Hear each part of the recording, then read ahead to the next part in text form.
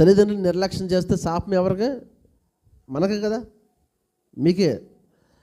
అందుకే యేసుక్రీస్తు ఏమండి ఆయన మనందరి కోసము శాపగ్రస్తుడే ఉండి సిలువ మీద శాపగ్రస్తుడే ఉండి తన తల్లిని నిర్లక్ష్యం చేస్తే మరి ఆయన శాపగ్రస్తుడు అయిపోతారు కదా.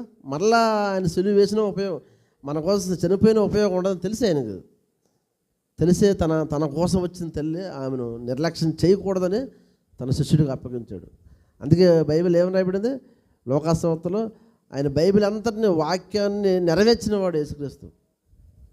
నెరవేర్చినవాడు బైబిల్ ఏంటి, మన మనుషులు ఎవరు కూడా బైబిల్ నెరవేర్చిన వారు లేరు. బైబిల్లో 10 ఆజ్ఞలలో ఒక ఆజ్ఞను తప్పిపోయినా మళ్ళీ మనం తప్పు చేసినట్టే.